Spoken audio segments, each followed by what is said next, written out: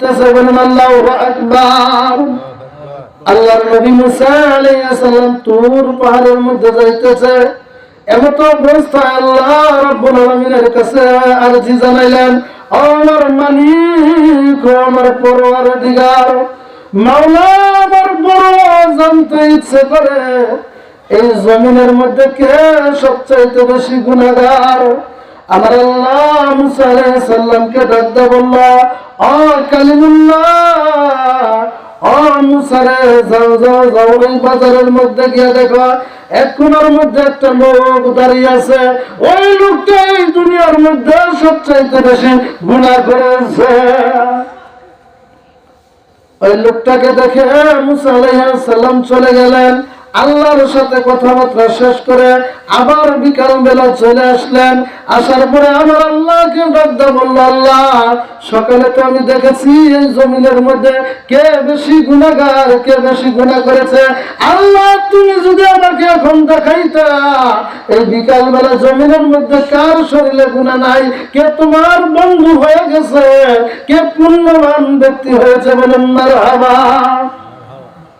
আল্লাহ রাব্বুল আলামিন মুসা আলাইহিস সালামকে বলতেছেন, ও মুসা রে, যাও যাও যাও, ওই বাজারে গিয়ে যায় দেখো, ওই জায়গার মধ্যে আবার যাকে পাবা ওই ব্যক্তি হলো আমার বন্ধু, ওই ব্যক্তি এখন পুণ্যবান, তার শরীরে কোনো গুনাহ নাই, বলেন সুবহানাল্লাহ।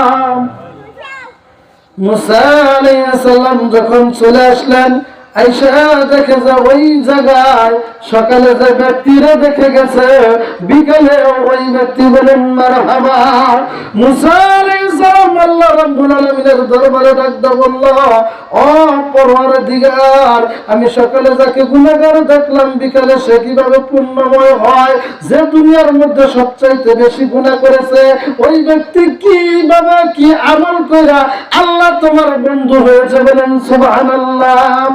আল্লাহ রাব্বুল আলামিন ডাক দিয়ে বললেন, ও মুসা রে, শোনো শোনো, ওই ব্যক্তি সকালে বাজার থেকে বাড়ি চলে গেছে, তার একটা সন্তান আছে, 11 বছরের একটা সন্তান। এই সন্তান যখন তার বাবাকে লইয়া পাহাড়ের মধ্যে চলে গেছে, পাহাড় দেখতে দেখতে বাচ্চাদের একটা স্বভাব আছে, যে কোনো জিনিস দেখুক তার প্রশ্ন করবে, বলেন ঠিক কিনা। ওই বাচ্চাটা বলতেছে, বাবা গো, সামনে কি? বলতেছে তার বাবা, ওটা হলো পাহাড়, বিশাল বড় পাহাড়। বাচ্চা আবার জিজ্ঞাসা করলো, আল্লাহ রাব্বুল আলামিন বলতেছে মুসা নবীকে, আর মুসা রে, দিলের কান লাগে শোনো, আমি আল্লাহ তারে কিভাবে মাফ করেছি। ওই সন্তান যখন বলল, আল্লাহ রাব্বুল আলামিনের খাস গোলাম, সন্তান বলতেছে, বাবা গো, ওই পাহাড়ের চাইতে বড় কোনো কিছু আসেনি। বাবা ডাকদা বলল, ও আমার সন্তান গো, পাহাড়ের চাইতে বড় হইল আসমান, বলেন সুবহানাল্লাহ। পাহাড়ের চাইতে বড় হলো আসমান। সন্তান ডাকদা বলল, বাবা, এই আসমানের চাইতে বড় কোনো কিছু আসেনি। বাবাটা গোটা চোখের পানি ছেড়ে দিয়ে বলতেছে, সন্তান রে, এই পাহাড়ের চাইতে বড় হলো আসমান, আসমানের চাইতে বড় হলো আমার গুনাহ। এই বলে বাবা যখন কাঁদতেছে, কাঁদতে কাঁদতে চোখের পানি ফেলতেছে, আল্লাহর নবী সাল্লাল্লাহু আলাইহি ওয়াসাল্লাম বলেন, যে চোখ কাঁদতে জানে ওই চোখ জাহান্নামে যাবে না, বলেন সুবহানাল্লাহ। বাবা গো, কাঁদলে গুনাহ মাফ হয়, কাঁদলে রূহ সাফ হয়, কাঁদলে আমার আল্লাহ রাজি খুশি হয়, বলেন সুবহানাল্লাহ। এই সন্তান যখন কেঁদে কেঁদে বলতেছে, ও আমার সন্তান গো, এই পাহাড়ের চাইতে বড় হলো আসমান, আসমানের চাইতে বড় হলো আমার গুনাহ।